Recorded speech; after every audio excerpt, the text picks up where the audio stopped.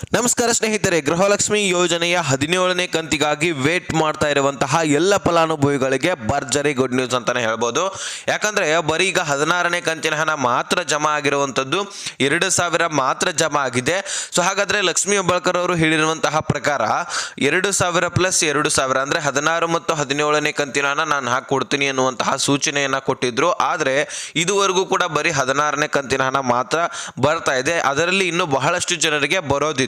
ಹಾಗಾದ್ರೆ ಇವತ್ತು ಯಾವ ಜಿಲ್ಲೆಗಳಿಗೆ 16ನೇ ಕಂತಿನ ಹಣ ಬರ್ತಾ ಇದೆ, ಅದೇ ರೀತಿಯಾಗಿ ನಾಳೆ ಯಾವ ಜಿಲ್ಲೆಗಳಿಗೆ 17ನೇ ಕಂತಿನ ಹಣ ಬಿಡುಗಡೆ ಆಗ್ತಾ ಇದೆ ಅನ್ನುವಂಥದ್ದನ್ನ ನಾವು ಈ ಒಂದು ವಿಡಿಯೋದಲ್ಲಿ ನೋಡೋಣ.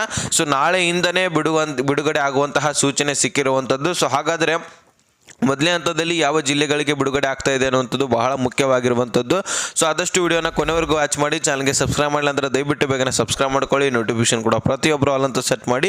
ಈಗ ಡೈರೆಕ್ಟಾಗಿ ಟಾಪಿಕ್ಗೆ ಬಂದುಬಿಡ್ತೀನಿ. ವೀಕ್ಷಕರೇ, ಗೃಹಲಕ್ಷ್ಮಿ ಯೋಜನೆಯ 16ನೇ ಕಂತಿನ ಫೈನಲಿ 3 ತಿಂಗಳಾದ ಮೇಲೆ ಬಿಡುಗಡೆ ಆಗಿ ಈಗಾಗಲೇ ಸುಮಾರು ಒಂದು 70ರಿಂದ 78 ಲಕ್ಷ ಫಲಾನುಭವಿಗಳಿಗೆ ಹಣ ಜಮಾ ಆಗಿದೆ ಅಂತಾನೆ ಹೇಳ್ಬೋದು.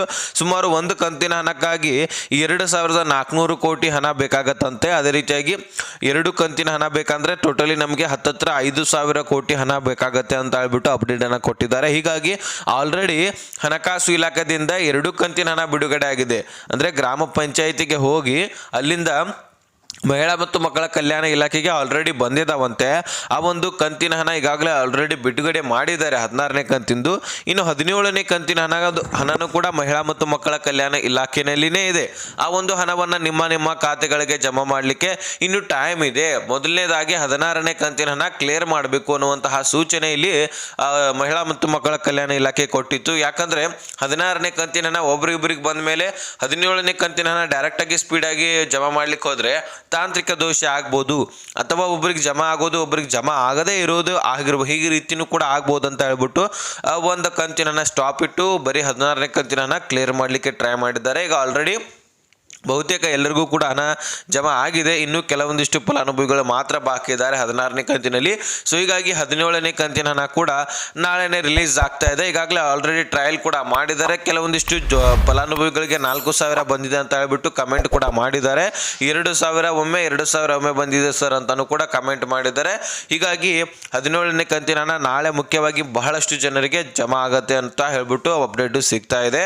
ಹಾಗಾದ್ರೆ ಯಾವ ಜಿಲ್ಲೆಗಳಿಗೆ ಜಮಾ ಆಗ್ತಾ ಇದೆ ಅನ್ನುವಂಥದ್ದನ್ನ ಕೂಡ ನೋಡೋಣ. ಈಗಾಗಲೇ ಆಲ್ರೆಡಿ 16ನೇ ಕಂತಿನ ಹಣ ಶಿವಮೊಗ್ಗ ಆಗಿರಲಿ, ರಾಯಚೂರು ಆಗಿರಲಿ, ಚಾಮರಾಜನಗರ ಆಗಿರಲಿ, ಬೀದರ್ ಆಗಿರಲಿ, ಮಂಡ್ಯ ಆಗಿರಲಿ, ಕೊಪ್ಪಳ ಆಗಿರಲಿ, ಕಲಬುರಗಿ ಆಗಿರಲಿ, ಈ ಒಂದು ಕೆಲವೊಂದಿಷ್ಟು ಜಿಲ್ಲೆಗಳಲ್ಲಿ ಆಲ್ರೆಡಿ ಈಗ ಪೂರ್ತಿಯಾಗಿ ಜಮಾ ಆಗಿದೆ ಅಂತ ಹೇಳ್ಬೋದು. ಇನ್ನು ಕೆಲವೊಂದಿಷ್ಟು ಜಿಲ್ಲೆಗಳಲ್ಲಿರುವಂತಹ ಫಲಾನುಭವಿಗಳಿಗೆ ಜಮಾ ಆದರೆ ಅದು ಕೂಡ ಕ್ಲೋಸ್ ಆಗಿಬಿಡುತ್ತೆ 16ನೇ ಕಂತಿಂದು. ಅವಾಗ ಫೈಲ್ ಕೂಡ ಮಹಿಳಾ ಮತ್ತು ಮಕ್ಕಳ ಕಲ್ಯಾಣ ಇಲಾಖೆಯಿಂದ ಹಣಕಾಸು ಇಲಾಖೆಗೆ ಫೈಲ್ ಮೂವ್ ಆಗುತ್ತೆ. ಆಲ್ರೆಡಿ ನಾವು ಎಲ್ಲರನ್ನು ಕೂಡ ಕ್ಲಿಯರ್ ಮಾಡಿದ್ದೀವಿ. 16ನೇ ಕಂತಿನ ಹಣ ಸಂಪೂರ್ಣವಾಗಿ ಪ್ರತಿಯೊಬ್ಬರ ಮಹಿಳೆಯರ ಖಾತೆಗೆ ಜಮಾ ಆಗಿದೆ ಅನ್ನುವಂತಹದ್ದನ್ನು ಅಲ್ಲಿ ಫೈಲ್ನಲ್ಲಿ ಎಂಟರ್ ಮಾಡ್ತಾರೆ. ಸೊ ಈಗ ಸದ್ಯದಲ್ಲಿ ಈ ಒಂದು 17ನೇ ಕಂತಿನ ಹಣ ಫಂಡ್ ರಿಲೀಸ್ ಆಗ್ತಾ ಇದೆ. ಈ ಒಂದು 17ನೇ ಕಂತಿನ ಹಣ ಈಗ ಮಹಿಳಾ ಮತ್ತು ಮಕ್ಕಳ ಕಲ್ಯಾಣ ಇಲಾಖೆಯಿಂದ ಇನ್ನೇನು ನಿಮ್ಮ ಖಾತೆಗಳಿಗೆ ಜಮಾ ಆಗಲಿಕ್ಕೆ ಪ್ರಾರಂಭವಾಗಲಿದೆ ಅನ್ನುವಂತಹ ಕ್ಷಣಗಣನೆ ಸ್ಟಾರ್ಟ್ ಆಗಿದೆ ಅಂತ ಹೇಳ್ಬೋದು ನೋಡಿ. ಹಾಗಾದ್ರೆ 17ನೇ ಕಂತಿನ ಹಣ ಯಾವ ಜಿಲ್ಲೆಗಳಿಗೆ ಬರ್ತಾ ಇದೆ ಅನ್ನುವಂಥದ್ದನ್ನ ನೋಡೋಣ.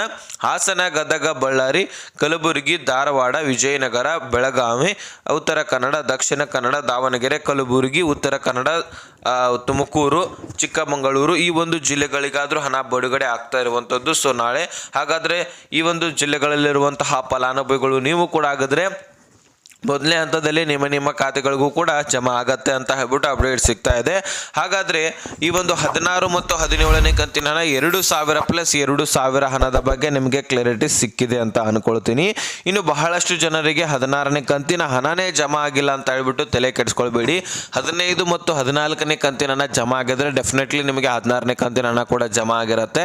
ಇನ್ನು 15ನೇ ಕಂತಿನ ಹಣ ಜಮಾ ಆಗಿಲ್ಲಪ್ಪ ಒಂದು ವೇಳೆ ಅಂತ ಹೇಳೋದಾದ್ರೆ ನಿಮಗೆ 16 ಮತ್ತು 17ನೇ ಕಂತಿನ ಹಣ ಜಮಾ ಆಗೋದಿಲ್ಲ. ಅದೇ ರೀತಿಯಾಗಿ ಮುಂಬರುವಂತಹ ಯಾವ ಕಂತುಗಳು ಕೂಡ ಜಮಾ ಆಗೋದಿಲ್ಲ. ಯಾಕಂದ್ರೆ ನೀವು ಎಲಿಜಿಬಲ್ ಇಲ್ಲ ಅಂತ ಹೇಳ್ಬಿಟ್ಟು 15ನೇ ಕಂತಿನ ಹಣ ಹಾಕಿರೋದಿಲ್ಲ.